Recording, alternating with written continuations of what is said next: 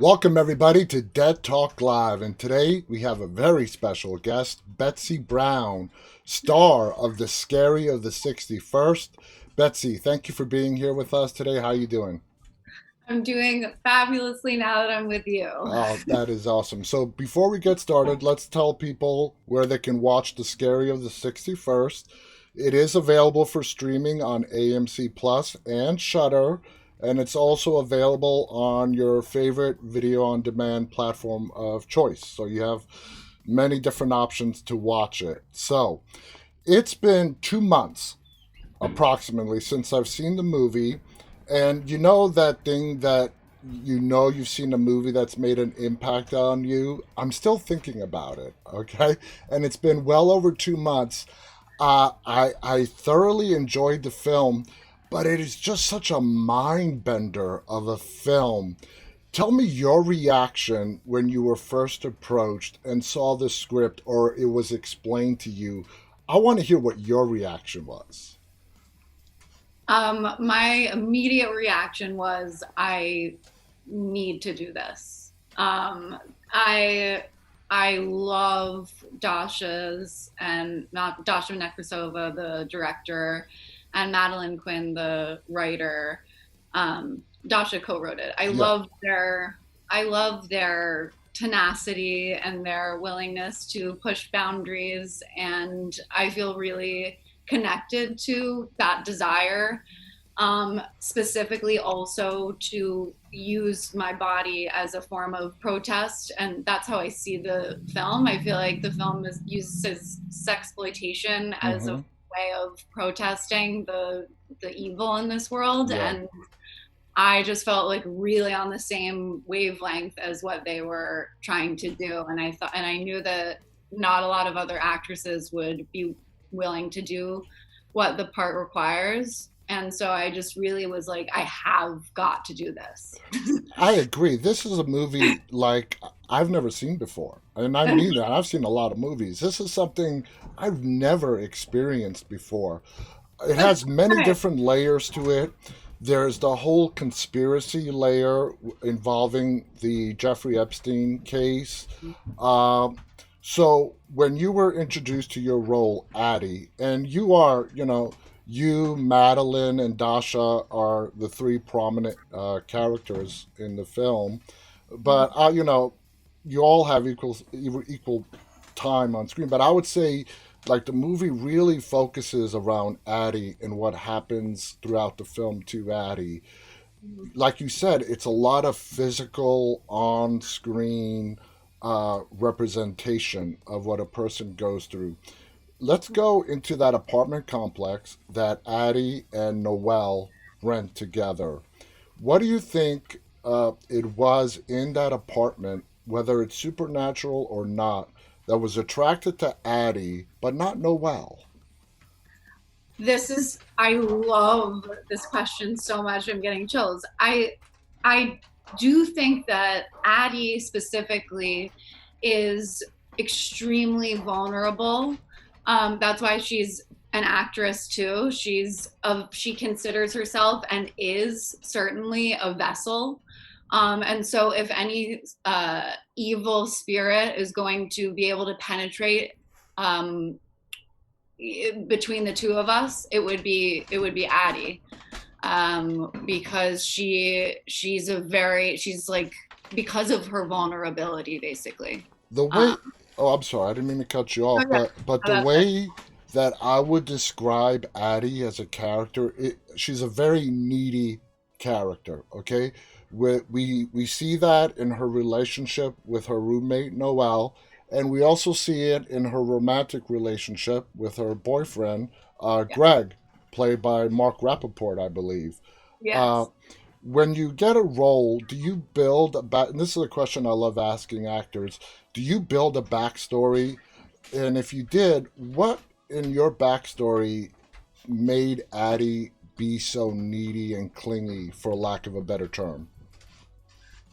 That, I'm not one to sit down and write a backstory for my characters. I do feel like my approach is extremely intuitive and kind of, as you can maybe tell, it's like very movement Hmm. based and sort of like, yeah, feeling really primal. I'm really trying to connect to the primal nature of humanity when I'm acting.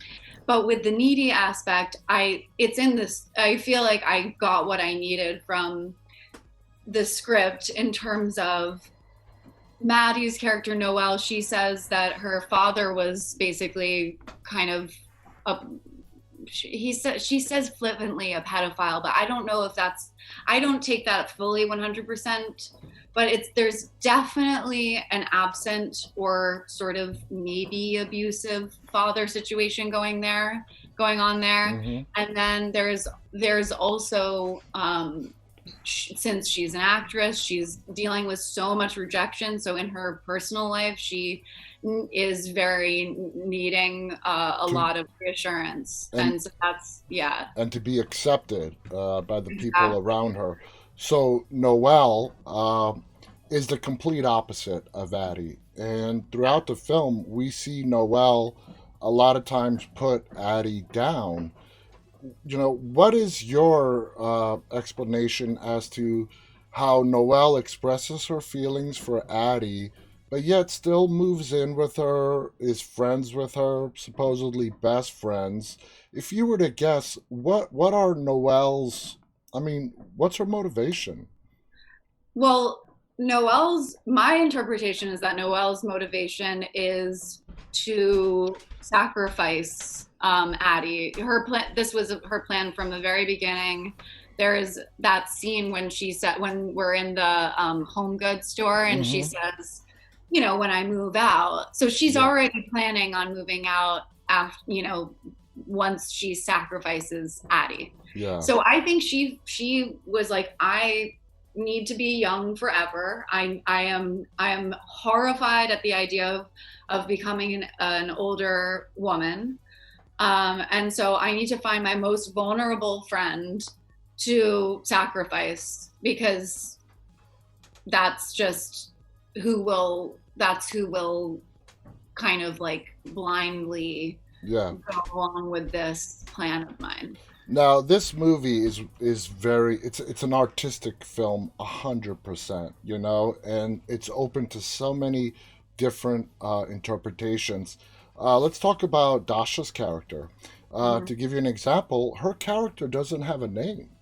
Yeah. She's just known as the girl. So Dasha and Madeline co-wrote the script together. Did you guys have like meetings before production started on basically so everyone's on the same page as to the motivations of your characters and how certain scenes should play out?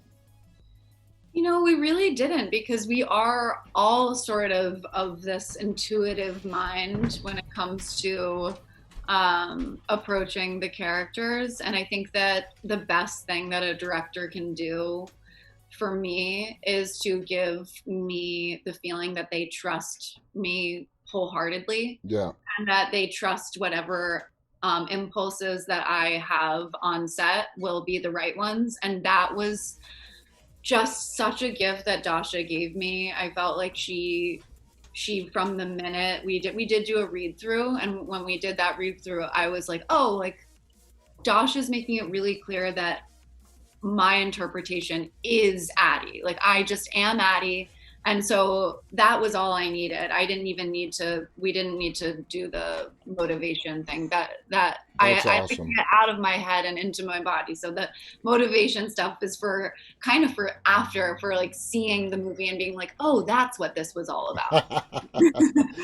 Now, your character has some very explicit scenes, sexually explicit Yeah. scenes in the movie. Did you at all have any reservations about doing that? How it might be taken? Any maybe negative backlash it might get? What were your thoughts? I feel like I should have more like worries about it, or like my answer should be like I was nervous, but I there's something about this kind of material. It's not my first rodeo with like being really um just sexually explicit on camera. I do believe that sexuality is such a huge part of being a human, and I Hmm. don't really, and I want to be somebody who can just fully embody that for a movie. Absolutely. I really don't have a lot of, I have no modesty. So it doesn't, it's just fun. I just enjoy that kind of acting. That's awesome. I mean, it's freeing to be an artist and to go out there and portray the roles that you are given. Let's talk about the entity a little bit because it is a little bit of a mystery. We have the whole conspiracy with Jeffrey Epstein, and then there's something that possesses you in that apartment. It literally, I mean, it's a classic possession scenario. You have times where you don't remember what you do. You sort of repress into like a 13-year-old girl or an adult woman acting like a 13-year-old girl. What's your Yeah. interpretation of the whole possession thing?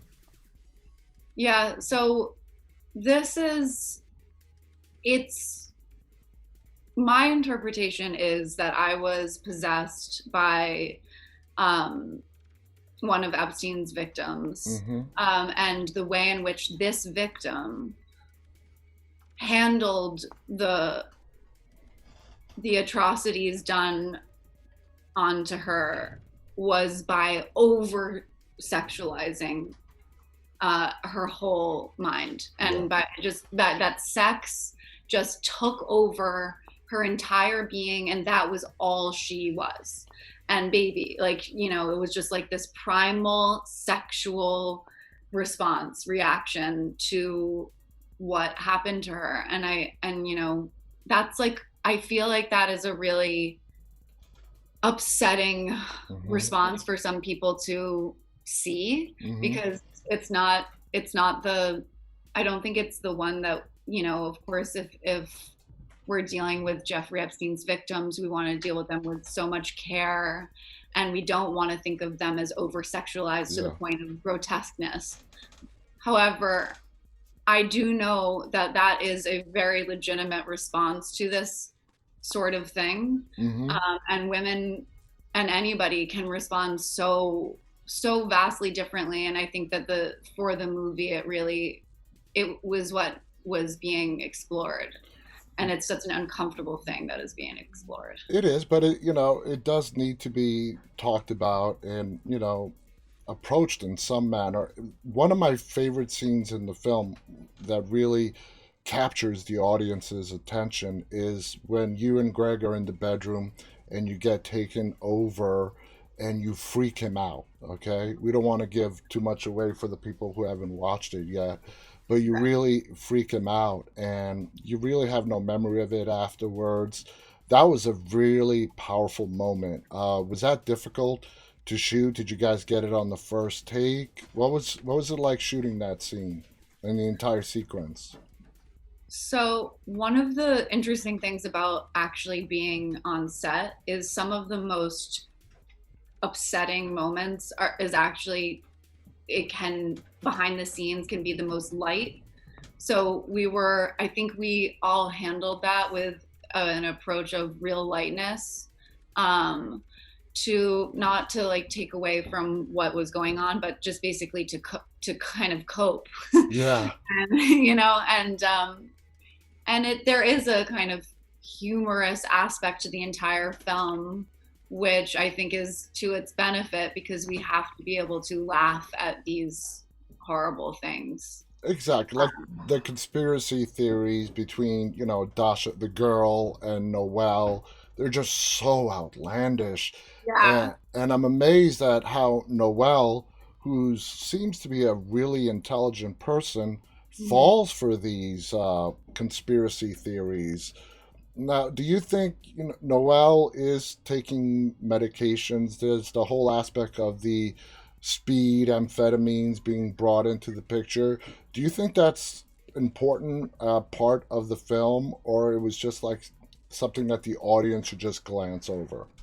No, I think that was really important. I feel like that is those are parallels. This addiction to conspiracy and the truth and getting to the bottom of it, and also this fueled by this addiction Yeah. to I'm I'm probably not the best person to talk about this aspect of it because I don't like speed at all. And so I don't know what I'm really much more of a weed girl.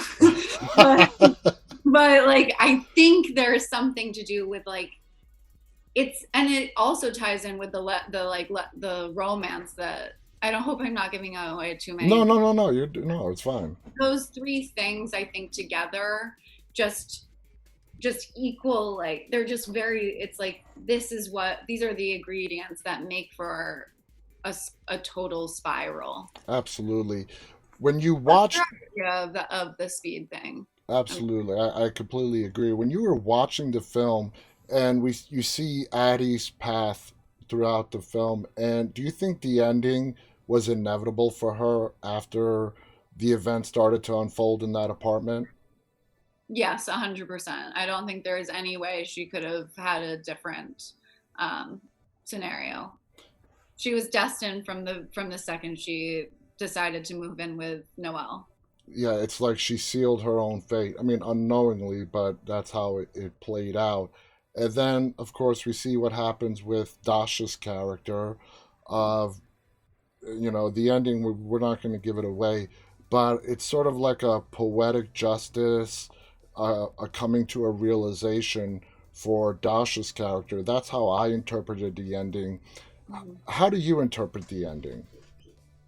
I yes, I definitely interpret it as this woman who we are seeing this woman, Dasha's character, the girl, going down absolutely the wrong path for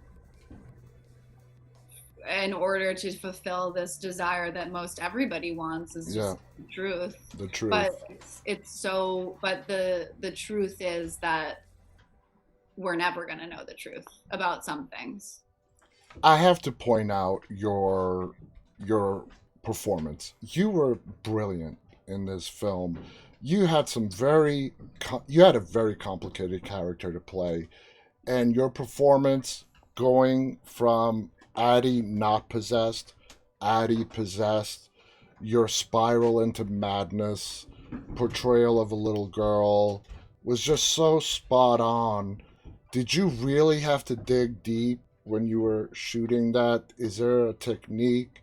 Because I'm sure people that are going to watch this, actors who want to become actors, and they'll see the things that you did on screen, and they'll probably want to ask you what your secret is. I'm not asking you to reveal your secret, but when you go into these really emotional scenes as an actor, what do you draw upon? I'm going to go with my first thought and like my first impulse, which is the moment. You draw upon the moment, and which means you have to be living extremely truthfully under these imaginary circumstances, and whatever impulses come to you in that moment, trust them 100% and run into them with no fear whatsoever. Yeah, Because fear is going to kill your artistic anything, your yeah. artistic voice, and and that goes for actors too. We need to be fearless in listening to our bodies and our impulses. That is so big. And get out of your head. Yeah, don't overanalyze it. Uh, Get out of your head. the film is obviously takes place in New York. It was shot in New York. That is accurate, right? It was shot in New York. I know. Yeah, Sometimes it can really be tricky. yeah. And it takes place in the Upper East Side. Now, those who have been in New York, lived in New York, know that the Upper East Side is the rich area of Manhattan. Oh, That overlooks Central Park. It's just a very nice, expensive area to live. Do you also think that location was a key element to this film and story? absolutely. The setting, was extremely important to the story, to be in Jeffrey Epstein's world, um, Yeah. and feel the wealth, because really the upper west side where I'm from is also a wealthy area, Hmm. but it is so different from the upper east side. The Yeah. upper east side is it's like dripping wealth, it's Oh like yeah. It's they New want York social elite. yes, they want to show, perform the wealth, and that is such a huge part of Jeffrey Epstein's disgusting allure. And His deception that he used. Yes, we were very close. Dasha and Maddie would visit his townhouse, and that was really to suck in that environment, and really that was really really important for the tone of the film. Absolutely. Everything blended in together beautifully. So let's talk about you. We just have a little bit of time left. Is there anything on the horizon that's coming out? I know you're filming something right now. What should we be on the lookout in terms of stuff coming from your side? Yes. Well, I am also a director. I just have my first feature as a writer, director, star, Nice. doing a small tour. It's called Actors, and it is starring my brother, who is also an incredible actor, Peter Vack. He is also an incredible filmmaker, and we are about to go into our third feature together, his sophomore feature, Nice. called www.rachelormont.com. That's awesome. Really excited to check that out. Betsy, I want to thank you so much for taking the time and sharing your insight into the movie. Again, guys, the movie is called The Scary of the 61st. It's available for streaming on AMC Plus, Shutter, and available for rent or purchase on your video on demand platform of choice. Betsy, do you have any final thoughts you want to share before we go? No, just that this has been so lovely. Thank you for really thinking about the film in a deep way. It's been so nice to do a deep dive into the character and into the film. Absolutely. Thank you Thank for coming on and sharing your insight. It's been awesome. Guys, thank you so much. For those of you that are tuning in live and for those that will watch this later on behalf of the star of The Scary of the 61st, Betsy Brown, and myself, stay safe. And until next time, stay walking. Bye, everybody.